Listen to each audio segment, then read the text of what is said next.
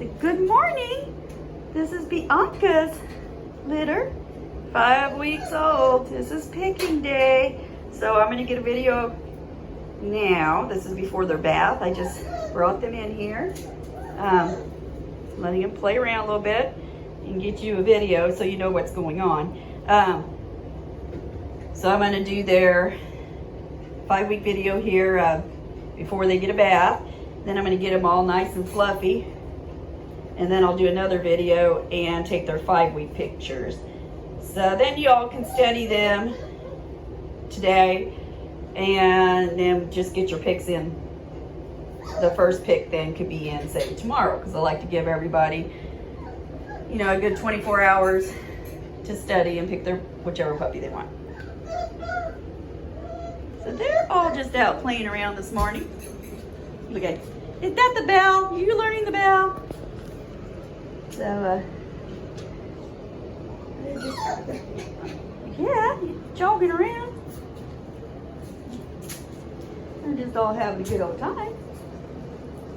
Trying to get some paper towels here so I can clean up the floor.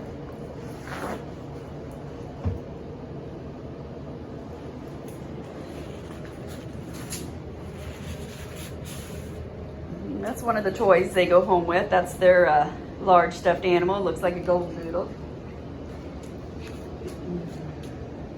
Look at it.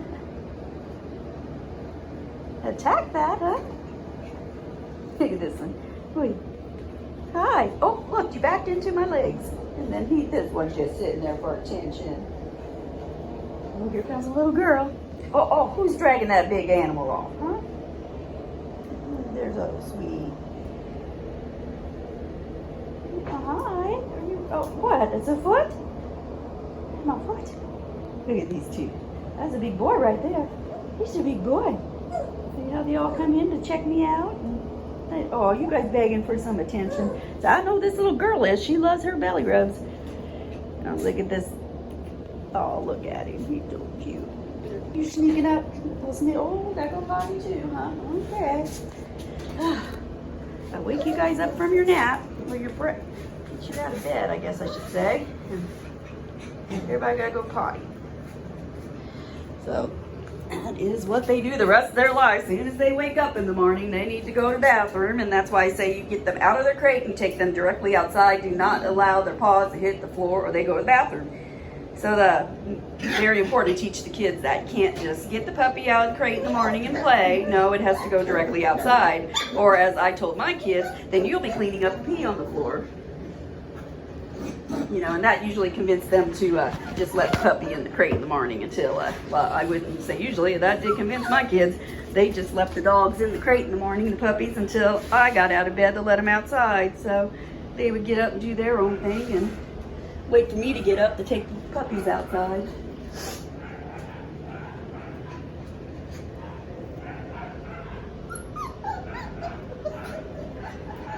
So how do you choose? I'll get their weights too, so you'll be able to compare weights. Say if you're interested in the two biggest puppies, the blue and the yellow strings there, then you'll be able to gauge. Look at these two, man.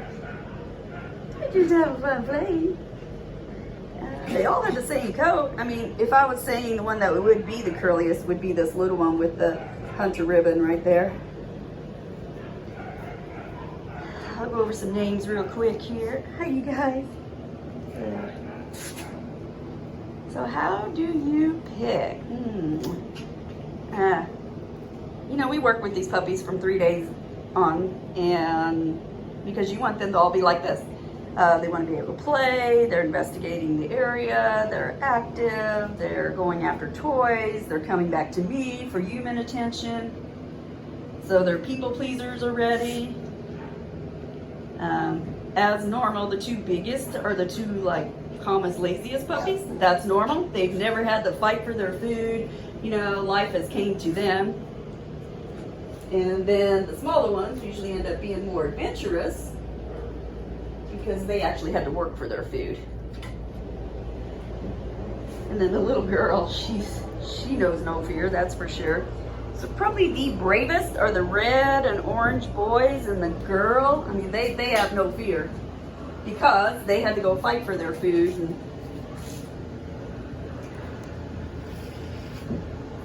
they've always, been stronger. So orange being Bolt, and the red being Bones. Curliest coat's the green ribbon Benny, and I believe he's the smallest, curliest one as well. Not that he's curly, but I'm just saying of all the dogs, he has the waviest curly coat. Look at these guys. Yellow probably is the laziest. Big old Baron. Go get the Joy, yeah. What? What? You just gonna go lay down, go back to sleep? Get up. There you go. You just need somebody to talk to you. I just need somebody to talk to you. You're looking for a toy? Yeah, go get that toy. Oh, you hear me talking to you? Oh, do you see that? Just go and sit there for attention until somebody pets you, aren't you? Just say, I'm just so cute. You are just waiting for attention. Good eye contact. Yes, when somebody talks to you, that's good. This one's still over there just playing with the toy. He's like, finally, I'm left alone and I get my own toy.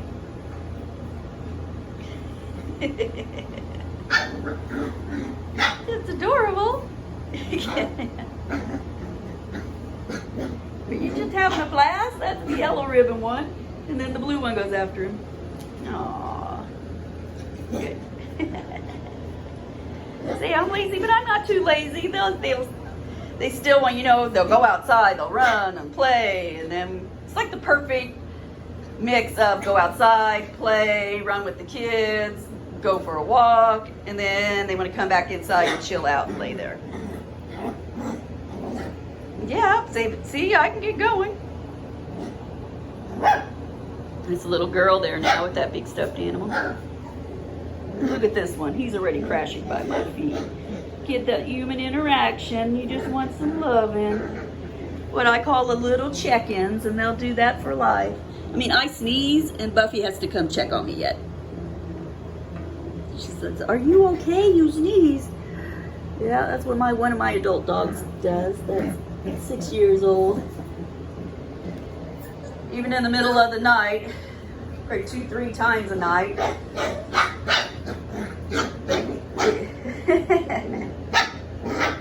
I pulled that string around so we could see it was yellow. And it was the orange one after him. Yeah, but so during the night, I mean, like at least twice a night, they have to come up and look at you and check in, make sure you're okay. This morning, the 1-year-old flopped down and hit my shoulder like she weighed 100 pounds. Like came up, bounced up on the bed, came up to my shoulder, and then felt her little nose on my cheek, and then she laid back down and go back to sleep. They just want to make sure you're still there.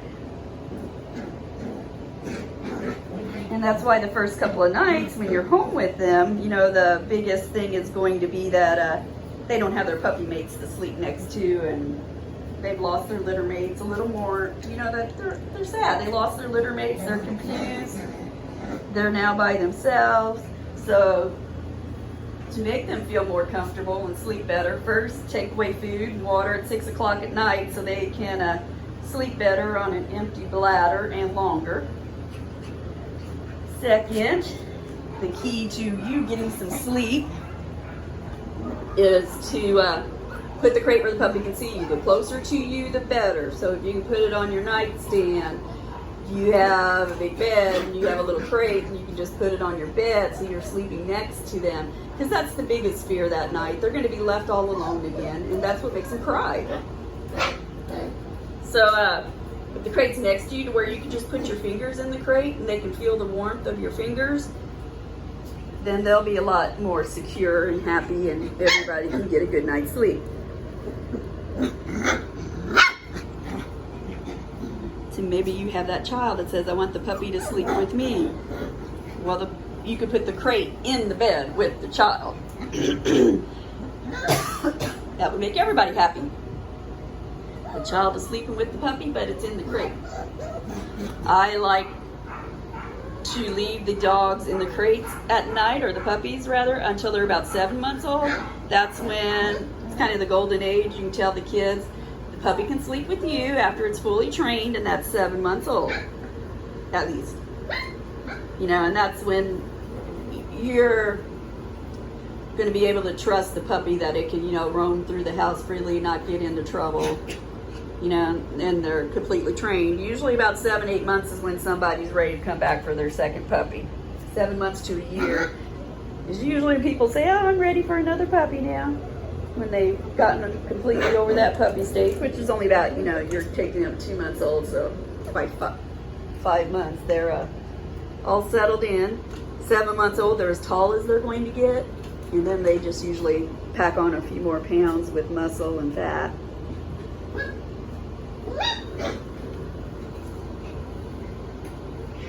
So I'm not really seeing any different personalities. They're all playful. They're all checking in with me. They're all running around between me, and then they want to go find a toy. Look how sweet she is. Gosh, you're so cute. You know, all their coats are fairly similar. All that's different is their size and maybe a little darker or lighter shade of gold.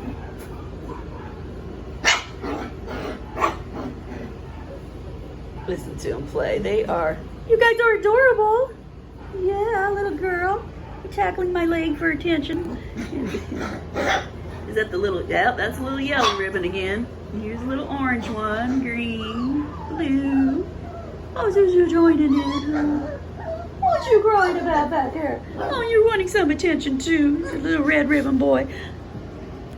Okay, so I'm gonna give these guys a bath. Get them all fluffy for their pictures. They've never had a bath yet. Mom's basically been keeping them clean by licking all over them. They've been eating the soft canned food along with, I just leave their hard food out right now, so they nibble on that. But over this next week, I'll be taking away the canned food and Mom, and they're going to be learning to take care of themselves for the next, you know, for those last 2 weeks that they're here. Oh, you're ringing the bell? I know, Daddy just walked by, didn't he? Stirring up all those other dogs out there. They all want to run. Oh.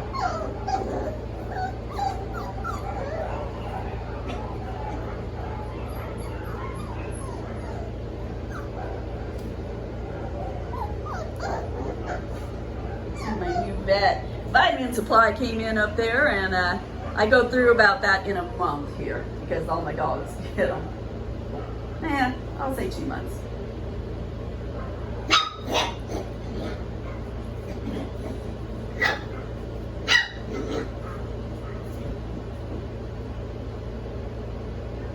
My 14-year-old dog in the house, normally they get one a day in the morning. Well, she's getting older, you know, slowing down, and wasn't having as much energy, so I doubled her vitamins now, and we're about the 3rd week of having them doubled.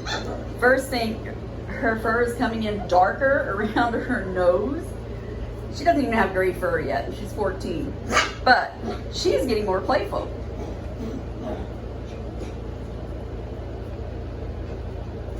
So I'm seeing an increase in her activity level with just upping that vitamin dose. Because the rule is, I mean, you can max them out like when they're pregnant or they get spayed or neutered, you know, and then you can have the max is 1 wafer per each 5 pounds of body weight. And then I give the vitamins when the dogs are pregnant or when they're nursing their puppies, and then I max them out so they're getting the full amount. So if the dog weighs 20 pounds and I'm giving 4 vitamins. So that's how we go through the vitamins so quickly here. So yes, I believe in the vitamins. Keeps all our dogs healthy, keeps the puppies healthy.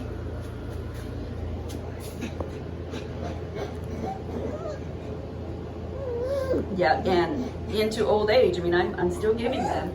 They like the multivitamin, what is it called? This just says new vet wafers, but it's the multivitamin one.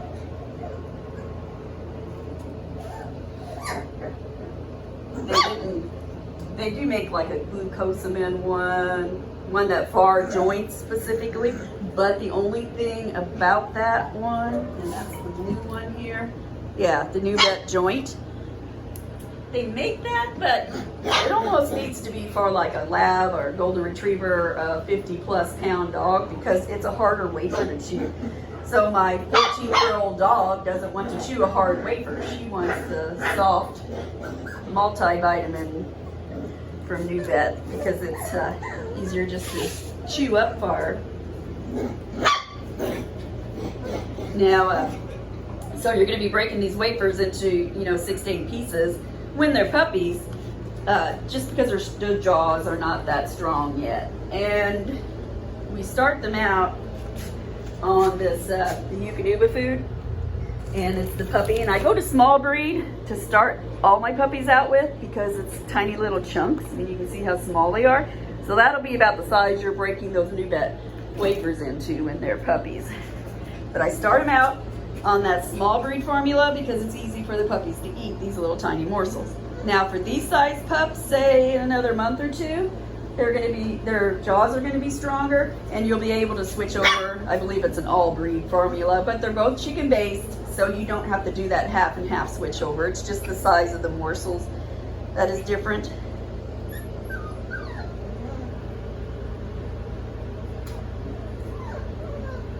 So with your puppy, you get the big stuffed animal, you get the Eukanuba folder, you get a sample of the food, that's the New Vet vitamins, how to order them in a sample packet. You get a blanket, a doorbell, a small stuffed animal of some sort, a rope toy, and a ball, and then their leash. So you're gonna get tons of paperwork too. You'll get their registration from ZKC. You get how to enroll their microchip, putting attaching your name and address to the microchip number. It's all prepaid for life, and you'll have a registration form for that microchip. You get 30 days free health insurance. You get the warranty from me.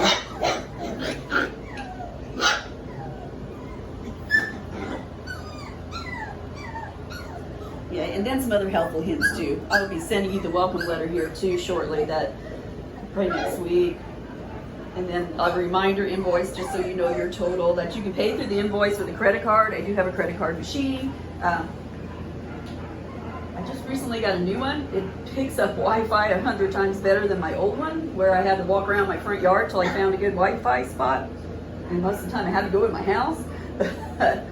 But this one actually works out here. So you can pay by credit card here, but it's kind of easier if you do that in advance, if you just want to pay by an invoice. So when you get here, you can concentrate on me explaining all the paperwork to you, rather than worrying about, how we're going to get this credit card payment in. Because sometimes the machine can be particular and it wants to update, and it can take, 10, 20 minutes. So it does run a lot smoother if you want to do your credit card payment in advance. So when you get here, that's done. We don't have to worry about that. We can just start going through all the puppy paperwork, and you can visit your new puppy. But this is the leash that I'm going to send you home with. It's a show lead. It's one size fits all. You just loop that into the puppy's head like this. And then that way, if the puppy would say want to walk off, it tightens. So that's one size fits all, so you don't have to worry about what size collar does this puppy need, because the puppy does not need a collar. If you just want to take it outside and to walk it, you can grab that leash to go to the bathroom. You'll see those show leads like that. You see them hanging right inside the door at the veterinarian's office. The show rings use them. When you start puppy class, you're going to have some type of, actually the one puppy class I did, you had to have a metal one that went around their neck. It's a safety device. So you get two dogs together that don't know each other, and suddenly one lunges at the other. Either your dog's scared or the other one's being mean, and you want to pull them apart. Both of you should really have some type of leash like that. If you have an uncontrollable dog, I hope you're full-time using something like that, because you're going to be able to pull that dog away. What you don't want is two dogs that get into a fight, and they're pulling on you so hard that that collar just slips over their ears because you don't have the collar on tight enough. So it's a safety device that the veterinarians want you to use, It's called a show lead for a reason, because in the show ring you have all these dogs that don't know each other and they can fight, and you know, you're talking about big money, these dogs in the show ring, so that's one of their safety devices they use. So fun facts there. Okay, these puppies, we need to get started on our bath and our pictures. Yes. Let's go to bath time.